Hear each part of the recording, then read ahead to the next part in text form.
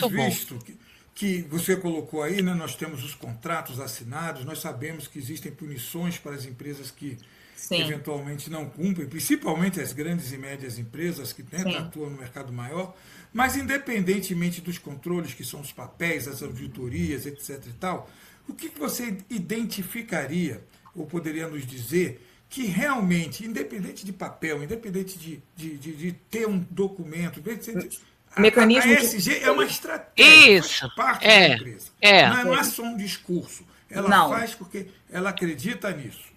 exato. Por quê? Porque do momento em que eu começo a perceber uma coisa que é chave para o mercado, né? São duas chaves que o mercado tem que ele não pode abrir mão: concorrência e consumidor.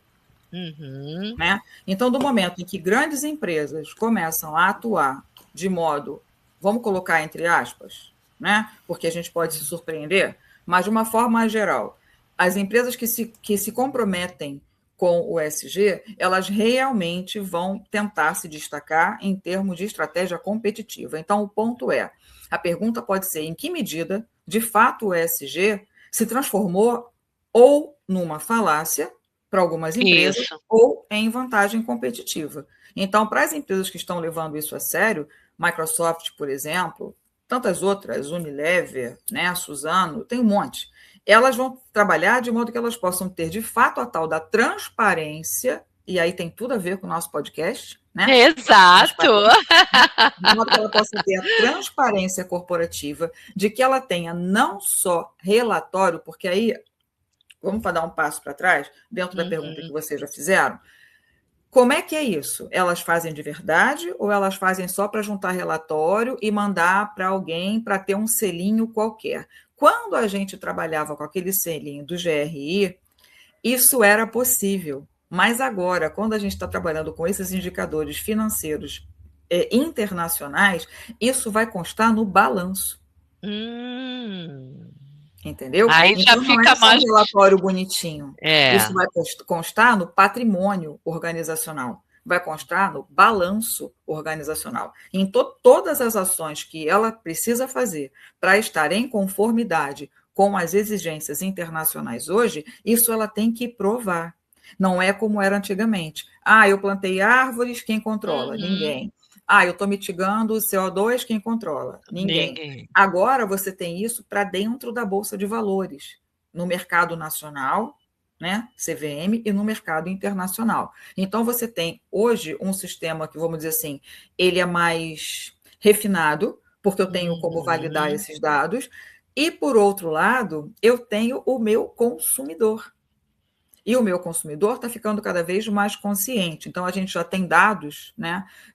Pesquisas que foram feitas tanto pela Deloitte, quanto pelo Uhum. PwC, quanto de outros institutos de pesquisa internacional, de que, Uhum. por exemplo, a pesquisa da PwC, ela diz que 80% do grupo que foi pesquisado já dos 80% das pessoas desse grupo, ou seja, 20% simplesmente não estão nem um pouco preocupadas com isso,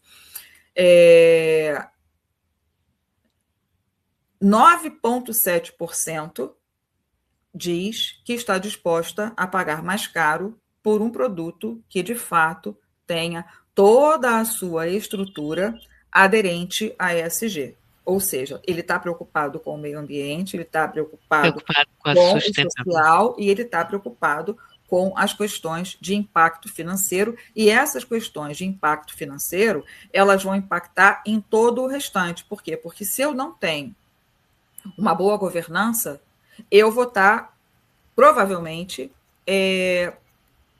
praticando algo antiético.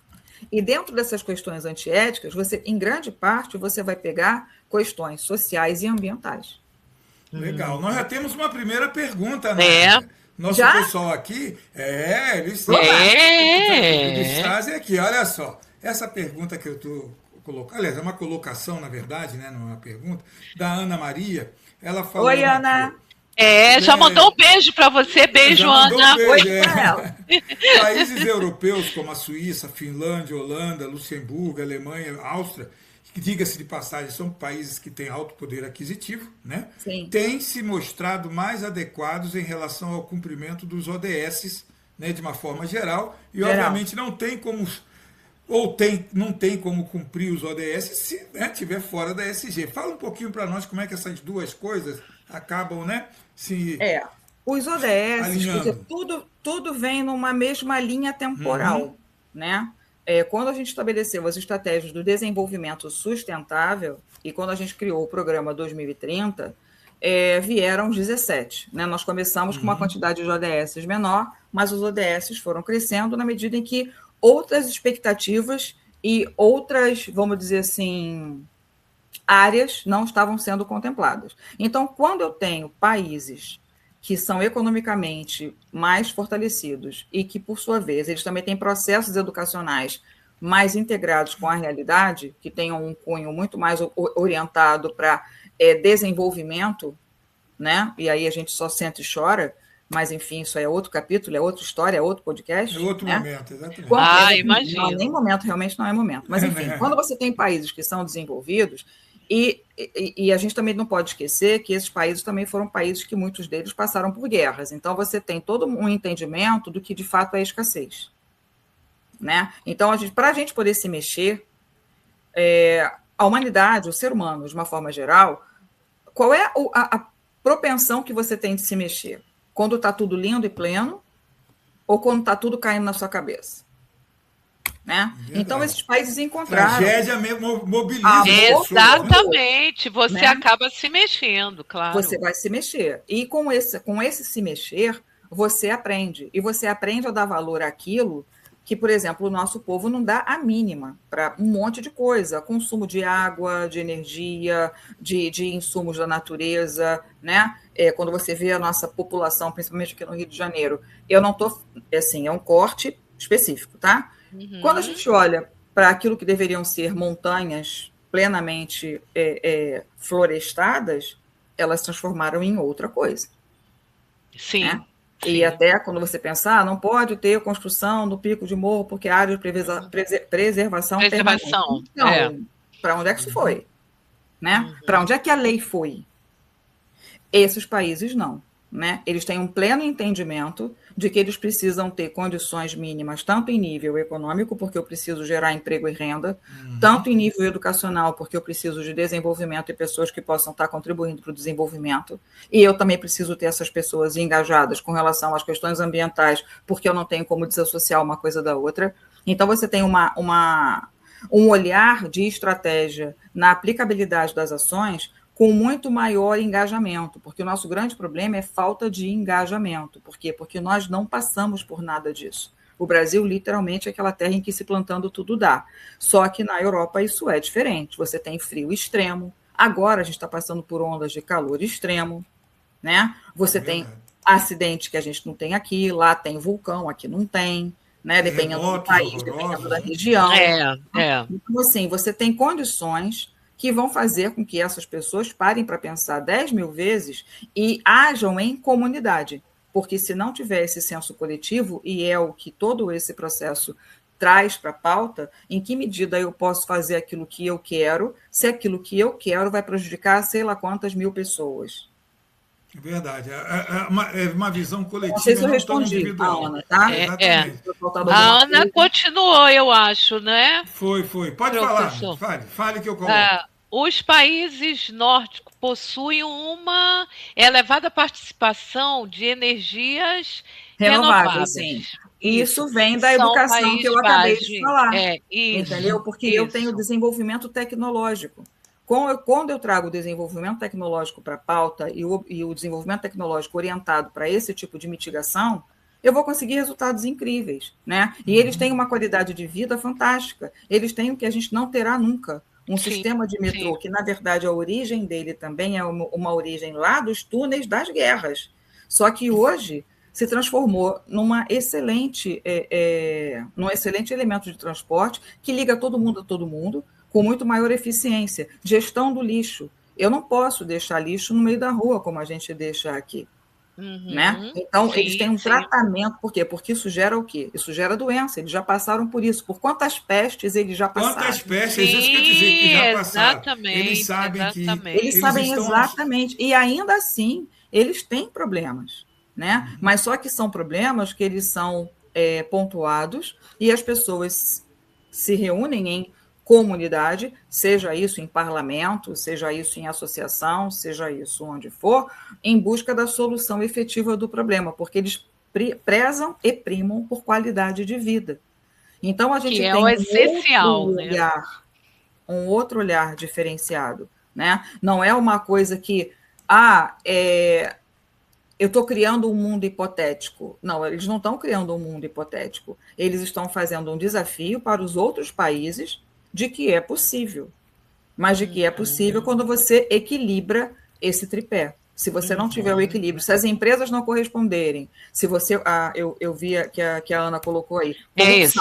Se eu tiver um elevado nível de corrupção, eu coloco todo esse projeto abaixo. Por quê? Isso. Porque, inclusive, para eu, por exemplo, derrubar um prédio, eu tenho que ter a destinação correta de todo aquele material que foi ali implodido, explodido.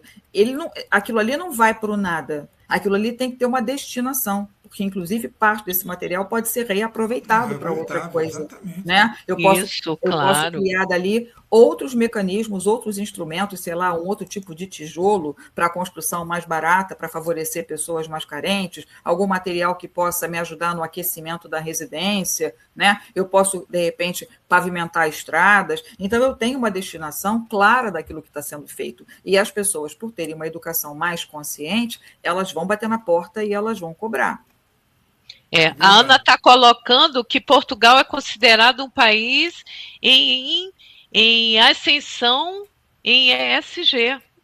Olha que interessante. E ela vai mais, né? É uma das instituições de pesquisa que tem grande força lá em Portugal. Eles têm muito trabalho, eles têm muita pesquisa. Quando a gente para pensar, vou fazer aqui um comentário bem desagradável. Vocês lembram quando teve os 500 anos do Brasil? Sim. Né? Algumas coisas. Uma das questões foi a reconstrução da caravela. É isso mesmo. Verdade. Vou fazer uma perguntinha bem chata, que vocês vão saber a resposta. Nós conseguimos reconstruir a caravela e ela navegou? Não.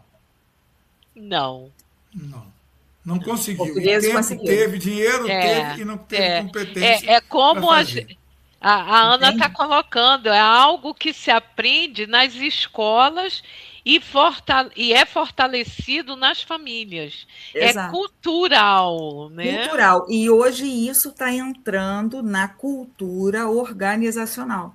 Esse cara que diz que não acredita, esse cara que diz que não vai fazer, esse cara que diz que custa caro, ele não está mais só discutindo com pessoas que não têm acesso à informação e que não têm parâmetro. Ele começa a discutir com pessoas que têm informação, que têm parâmetro, que têm benchmarking, que pode dizer, vai dar certo sim. E a gente tem que se encaixar. Porque assim como a gente tem a Ana, que é uma menina que se mostra bastante responsável e interessada e conhecedora, a Ana é uma de tantas outras pessoas no mundo que já colocam isso como uma prioridade.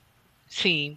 Com certeza. Então, se eu, como consumidora, se eu, como cidadã que voto, coloco isso como uma prioridade, se eu, enquanto cidadã que estou comprando um produto, eu, enquanto cidadã que estou procurando emprego numa empresa, se eu já tenho essa concepção cultural entre aquilo que pode ser algo virtuoso para mim e algo que pode ser vicioso para mim, eu vou querer trabalhar numa empresa na qual eu tenho orgulho de trabalhar. E aí você precisa trabalhar os outros indicadores. E esses outros indicadores de desempenho vão dizer assim, olha, vem trabalhar aqui, vocês que são melhores, vocês que são Ana, vem trabalhar aqui, porque aqui você vai ter um espaço de desenvolvimento de carreira, de desenvolvimento profissional, com desenvolvimento pessoal e com orgulho de trabalhar aqui. E aí vira mesmo um ciclo virtuoso, porque eu só atraio as melhores pessoas, as pessoas mais bem capacitadas, e a empresa continua cada vez mais a crescer e a se desenvolver. Né? E aí você não compra mais produto, você compra marca. Exato. Tudo aquilo que está naquela marca, porque já estabeleceu ali um código de confiança que foi validado, que você vê isso no dia a dia, que o discurso não é diferente da prática, que quando eu chego dentro da empresa, eu vejo todas as lixeirinhas lá bonitinhas para coleta seletiva, que eu também vejo que existe uma otimização de espaço, que eu vejo que tem pesquisa e desenvolvimento, que eu vejo que tem respeito pelas pessoas, né? Então, são vários elementos, são vários indicadores, desde a pesquisa de clima organizacional até o meu relatório financeiro que eu tenho que apresentar. Entre no nosso YouTube, Papo Transparente. Você também pode nos assistir pelo Spotify e no LinkedIn. Não perca, falamos sobre o que está acontecendo de atual e das possibilidades de emprego, de trabalho, de empreendedorismo, de startup, de estágio, tudo voltado para você.